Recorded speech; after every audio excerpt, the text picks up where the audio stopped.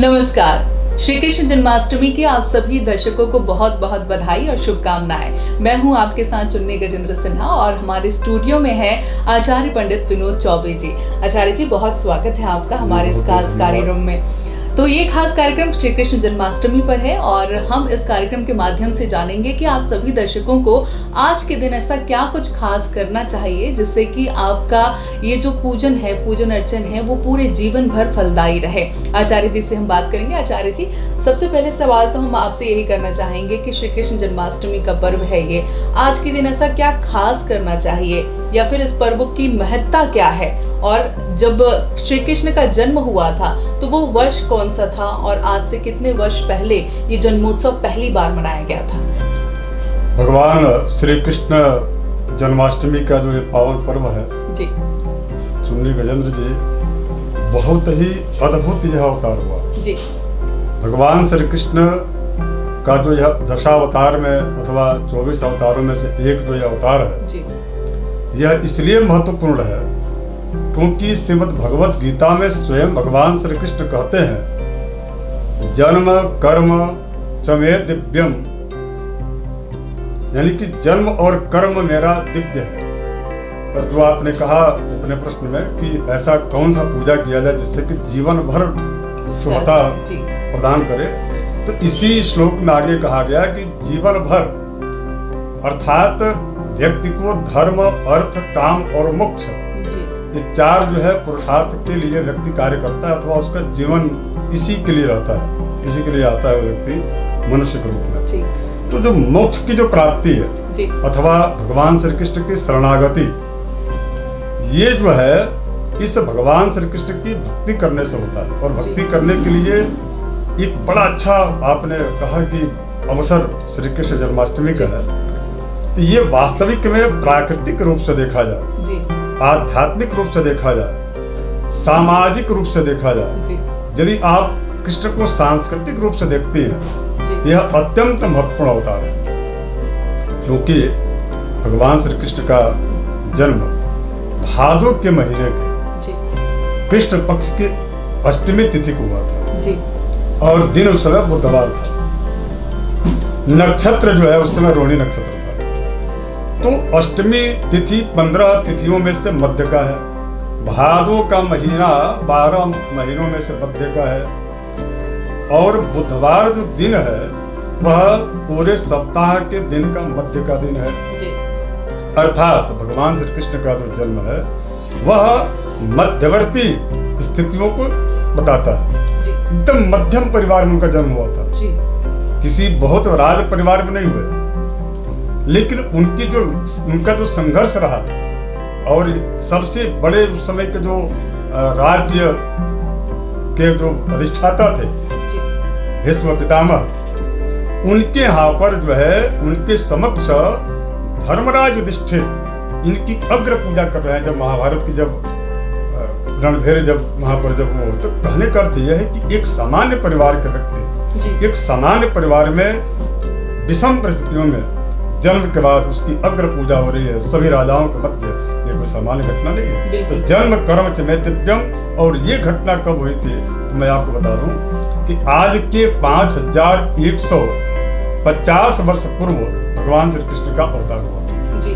तो इतने वर्षों बाद भी श्री कृष्ण का कर्म और उनके दिए ज्ञान के कारण ही आज तक हम उनकी पूजा अर्चना करते आ रहे हैं, उनकी भक्ति हम करते आ रहे हैं। और बात करें हम इस कृष्ण जन्माष्टमी की पंडित जी, तो क्या कुछ खास इस कृष्ण जन्माष्टमी में रहने वाला है? और बात करें सबसे पहले मुहूर्त की, तो किस मुहूर्त में एक व्रती व्यक्ति को या फिर व्रत ना भी कर रहा हो लेकिन श्री कृष्ण को मानता हो, उस व्यक्ति को किस मुहूर्त में खास उनकी पूजा करनी चाहिए?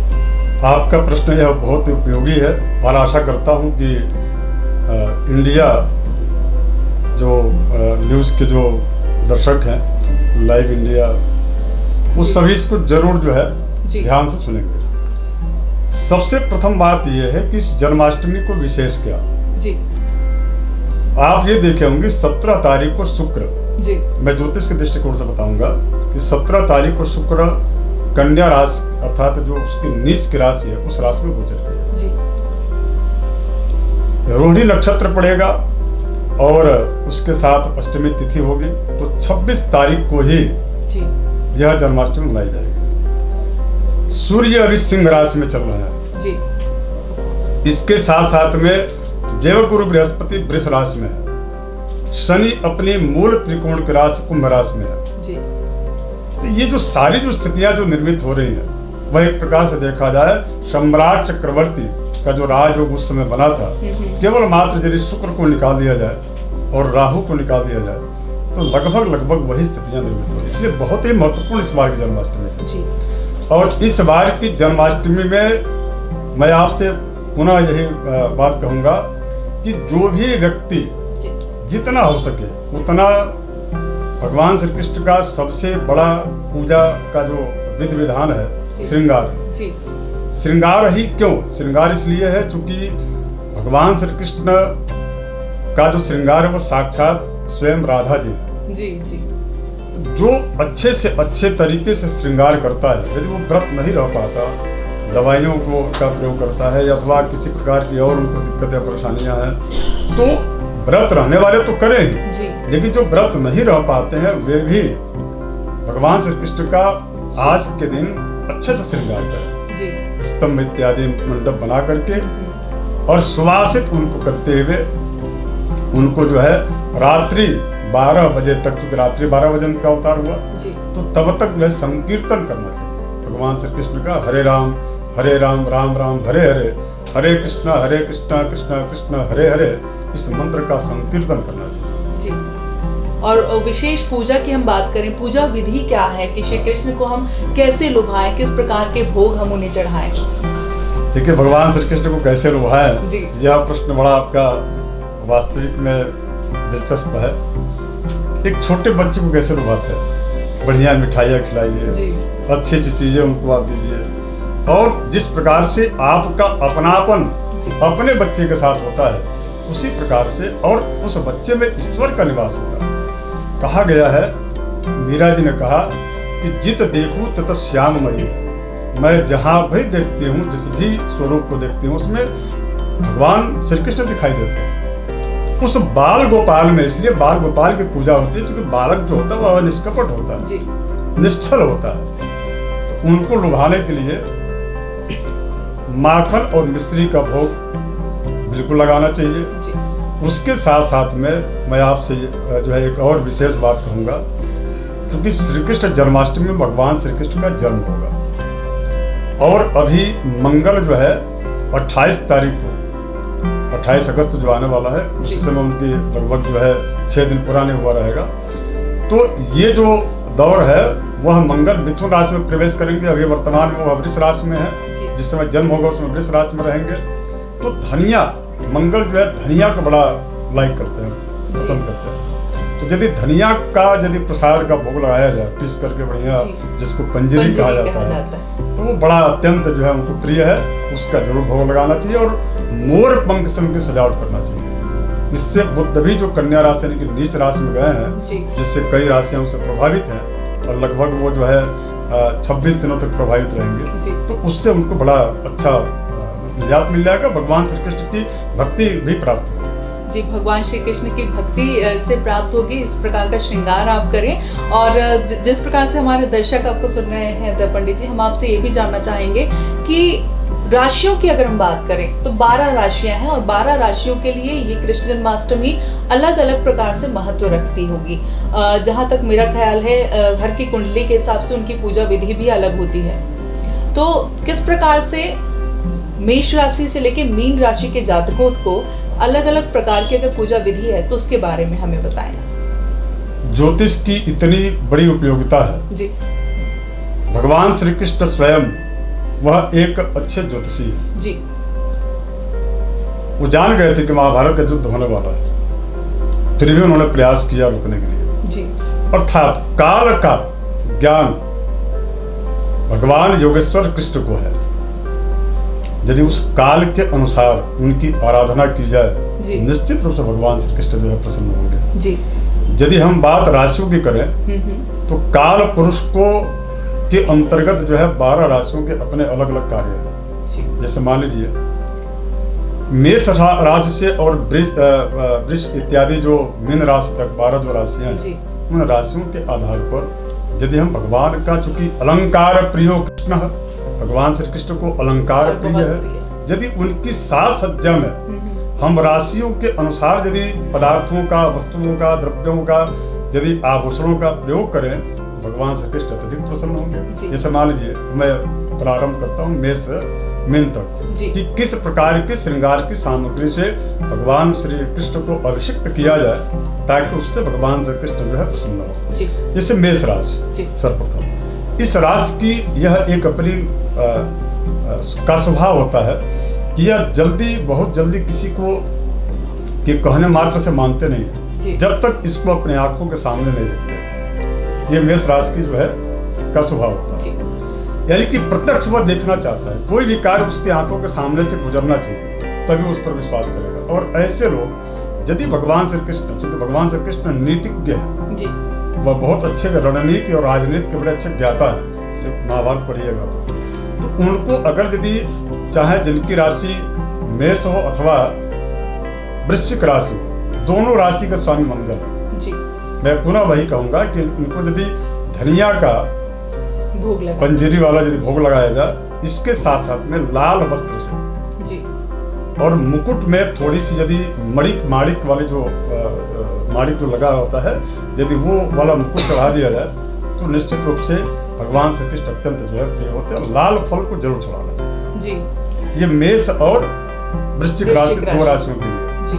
अब इसके बाद से वृष और तुला राशि, इनके स्वामी शुक्र हैं। इनको सफेद जो है वस्त्र और माखन और मिश्री विशेष रूप से संकल्प के साथ भगवान को अर्पित करना चाहिए। इससे उनके शुक्र से संबंधित अथवा उनकी राशि के अनुसार गोचर में जो कुछ दिक्कतें चल रही हैं उससे जो है उनको निजात मिलेगा। और सबसे बड़ी बात यह है कि शुक्र जो है वह देवी भक्त है, श्री की कृपा होगी, श्री जी की कृपा होगी, अर्थात राधा की भी कृपा होगी। भगवान श्री कृष्ण राधा दोनों के आशीर्वाद से उनका पूरा वर्ष अच्छा जाएगा। अब इसके बाद बची जो बाकी राशियों में से देखा जाए कि जिनकी राशि मिथुन राशि है, मिथुन अथवा कन्या राशि, इनके स्वामी बुध है। यदि ये लोग जिनकी राशि अथवा लग्न दोनों ही कन्या अथवा मिथुन है तो उनको हरे रंग के कपड़े से उनका श्रृंगार करना चाहिए, मोर पंख बिल्कुल चढ़ाना चाहिए। और किन्नरों को दूसरे दिन अर्थात 26 तारीख को जन्माष्टमी है तो 27 को दूसरे दिन उनको जो है किसी किन्नर समाज को याद आए अथवा न आए तो भी आप जा करके उनके याद नहीं जा पाते हैं तो उनके निमित्त जो है वस्त्र का दान करना चाहिए, कपड़े का दान करना चाहिए। इसके अतिरिक्त जो है अब इसके बाद राशि आपकी है धन और मीन, इनके स्वामी देवगुरु बृहस्पति हैं। केसर का दूध अथवा केसर बर्फी जो आती है भगवान श्री कृष्ण को अत्यंत प्रिय है। केसर युक्त उनको जो है भोज्य पदार्थ का अर्पण करना चाहिए। श्रृंगार में पीले वस्त्रों का श्रृंगार करना चाहिए और ये ध्यान रहे कि उसमें नमक का कोई प्रयोग न किया जाए। क्योंकि आजकल मैं देख रहा हूँ, मैं इस कार्यक्रम के माध्यम से बताना चाहता हूँ कि भगवान को भगवान ही रहने दिया जाए। वो आपके परिवार के सदस्य नहीं है। आप स्वयं नमक खा रहे हैं उनको मत खिलाइए, उनको मिष्ठान आदि का ही जो है भोग लगाना चाहिए। तो इस प्रकार से देवगुरु बृहस्पति की कृपा होगी धन और मीन राशि वालों को। अब इसके बाद बाकी जो चार जो राशियां हैं जिनमें से मैं दो राशि की बात करूंगा जिनकी राशि का स्वामी स्वयं शनि होता है, मकर और कुंभ। मकर ये जहां मंगल की उच्च की राशि है वहीं पर कुंभ शनि की मूल त्रिकोण की राशि है, दोनों एक दूसरे के शत्रु हैं जी। अभी वर्तमान में मूल त्रिकोण की राशि में ही शनि चल रहे हैं। अब ऐसे लोग, और शनि भगवान श्री कृष्ण को अत्यंत प्रिय है। मैं आप शास्त्रोक्त बताऊं कि भगवान शिव की उपासना शनि करते हैं और शनि इसके बाद श्री कृष्ण जी की उपासना करते हैं जी। तो यदि ऐसे लोग जो है जो जिनकी राशि मकर और कुंभ है, यदि प्रोफेशनल अथवा जो है पारिवारिक दोनों ही दृष्टिकोण से देखा जाए तो यदि भगवान श्री कृष्ण को वह नील वर्ण का एक छत्र लगा दें अथवा नील वर्ण से उनका के वस्त्र से नीलांबर कहा जाए कि यदि नीलांबर से उनका श्रृंगार करते हैं भगवान श्री कृष्ण का, ठीक वैसे जैसे मोर होता है जब वह नृत्य करता है तो उसका जो पंख जो होते हैं वह नीलवर्णीय हो जाते हैं। जी। तो वैसा यदि श्रृंगार कर लेते हैं तो आपके विशेष रूप से शनि जनित जो अशुभ जो प्रभाव है, विशेष करके जो शनि की जो अभी साढ़े जो चल रही है मकर कुंभ पर, तो ये बड़ा अच्छा लाभ देगा। जी। और भगवान शिव की समन्वित श्री कृष्ण के साथ उस पर जो है कृपा होगी, राधा जी का आशीर्वाद प्राप्त होगा। बात इसके बाद 2 राशि और बची है, पहले सिंह और दूसरी कर्क। कर्क राशि की बात कर लेता हूँ। कर्क राशि में तो भगवान श्री कृष्ण का जन्म ही हो रहा है। जी। वृष राशि है लेकिन कर्क यानी कि कर्क स्वामी चंद्र है, तो चंद्र के वंश में ही जन्म हो रहा है।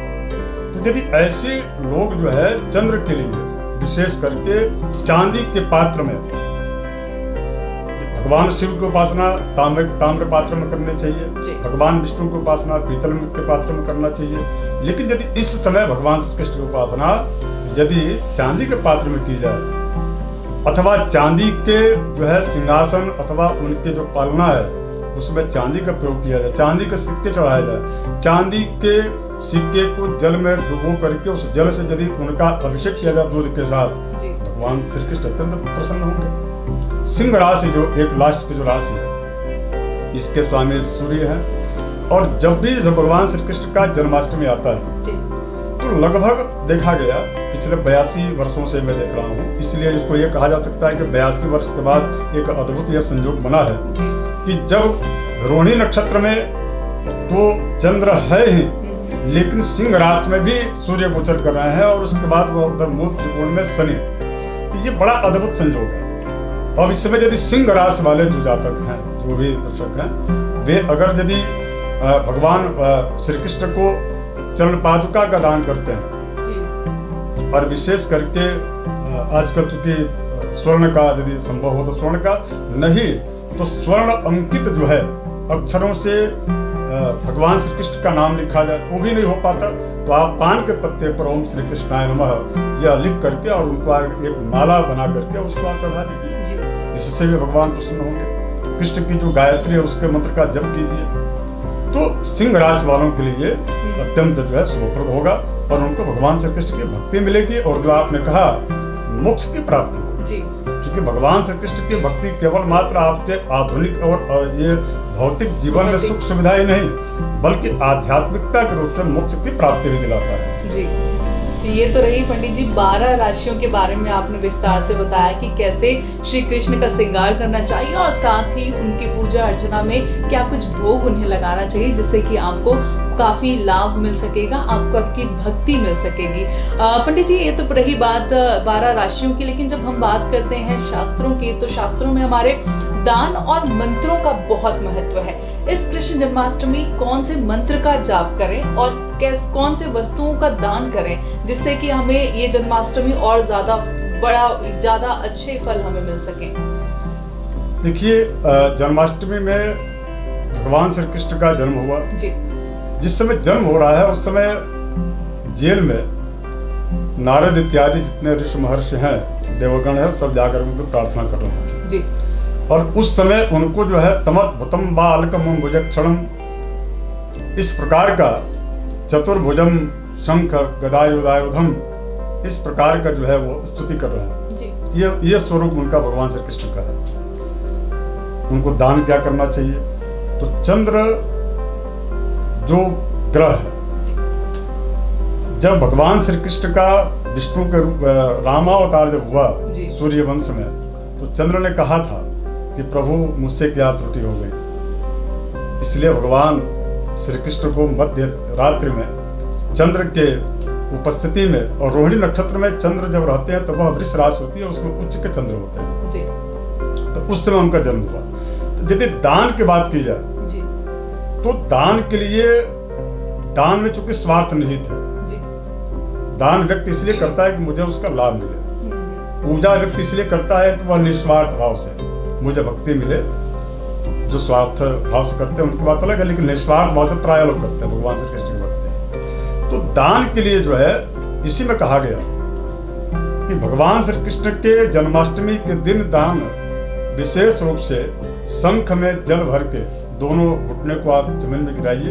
यह शास्त्र कहता है कि गिराने के बाद जो है भगवान श्री कृष्ण को प्रसन्नता, उनकी प्रसन्नता के लिए शंख में जल भर करके कुछ एक फल उसमें रख लीजिए और साथ में फूल पुष्प और उसमें गंध डाल करके, और भगवान जब उदय हो जाए, क्योंकि रात्रि 9:02 पर चंद्र उदय हो रहा है, जब चंद्र उदय हो तो उस समय उनको जल का दान करना चाहिए, मतलब अर्घ्य देना चाहिए चंद्र को। ये बहुत महत्वपूर्ण है, इसको सबको करना ही चाहिए।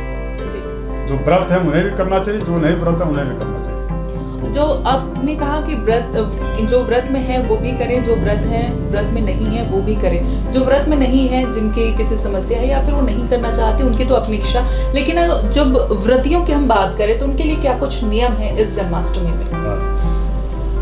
देखिए, नियम की जो बात कही है उसमें कई पुराण हैं, पौराणिक संदर्भों में बताया गया कि जन्माष्टमी के दिन जो व्रत रहते हैं जी, उनको भगवान श्री कृष्ण की भक्ति मिलती है। जो व्रत नहीं रहते हैं तो क्या वो वंचित होगा? ऐसा नहीं है जी। उनको भी भगवान श्री कृष्ण की भक्ति प्राप्त होती है, वो भी कहीं ना कहीं से तत्वज्ञ के माध्यम से जुड़ते हैं लोग। अब रहा सवाल कि उनका जो पूजा जो पद्धति है, उनकी जो व्यवस्थाएं हैं करने की, जो विधि व्यवस्था है, क्या करना चाहिए प्रातः काल से लेकर, यानी 26 तारीख को कृष्ण जन्माष्टमी है जी। प्रातः काल से लेकर के और सायंकाल पर्यंत रात्रि काल तक जो है संकीर्तन करना चाहिए और निराहार रहना चाहिए। बहुत हो दूध को आप जो है, दूध का कोई मीठा दूध हो गया या उसके छाछ इत्यादि नहीं पीना चाहिए, नमक का प्रयोग नहीं करना चाहिए जी। मीठी चीजें खा सकते हैं। और एक दिन पूर्व यानी कि 25 तारीख को ही जी ब्रह्मचर्य व्रत का पालन करते हुए, और जितने भी आपके कार्य, जो कि आजकल हम देख रहे हैं कि दिनचर्या में काफी परिवर्तन आ चुका है, तो उसको छोड़ करके शास्त्रीय और वैदिक दिनचर्या का वो करना चाहिए। रात्रि में जब जन्म हो जाए तो भगवान श्री कृष्ण की आरती करने के बाद, उसके बाद चंद्र को जो हमने कहा अर्घ्य देना चाहिए, और रात्रि में भोजन नहीं करना चाहिए। जो कुछ लोग मैं देखता हूँ कि जन्म के बाद भोग लगाए, इसके बाद से लोग भोजन कर लेते हैं, तो उससे उस व्रत का प्रभाव या फल उनको नहीं मिलता जी। तो जो स्मार्त हैं, जो गृहस्थ हैं, जैसे हमारे और आपके जैसे, उनको जो है 26 तारीख को ही व्रत रहना चाहिए। और जो संत लोग हैं, जो वैष्णवीय दीक्षित हैं, उनके लिए जन्माष्टमी जो है वो 27 तारीख को है जी। और उसके बाद 28 तारीख को, माफ कीजिएगा, 28 तारीख को नंदोत्सव है जी। तो नंदोत्सव के समय दही हांडी का जो कार्यक्रम होता है, आयोजन होता है, इस प्रकार से करना चाहिए। 6वें दिन भगवान श्री कृष्ण की छठी होती है जी। जैसे हमारे छत्तीसगढ़ में छठी का बड़ा महत्व है। हाँ, छठे दिन जन्मोत्सव मनाया जाता है। हाँ, तो छठी के दिन जो है विशेष रूप से भगवान श्री कृष्ण का विधिवत पूजन करके, और माता जी के रूप में जो है सभी माताएं वहाँ उपस्थित होकर के एक दूसरे को धागा बांधे रक्षा के लिए, और उसके बाद भगवान श्री कृष्ण का उत्सव है। तो ये है श्री कृष्ण जन्माष्टमी पर आपको क्या कुछ करना चाहिए। पंडित जी ने बड़े ही विस्तार से हमें बताया। पंडित जी, बहुत बहुत शुक्रिया आपका कि आपने हमें इस दिन में क्या कुछ करना चाहिए और कैसे हम श्री कृष्ण को हम उनकी पूजा कर सकते हैं, उनकी आराधना कर सकते हैं, उन्हें अपनी कृपा पाने के लिए मना सकते हैं। तो इस कार्यक्रम में फिलहाल इतना ही। मुझे दीजिए इजाजत। नमस्कार।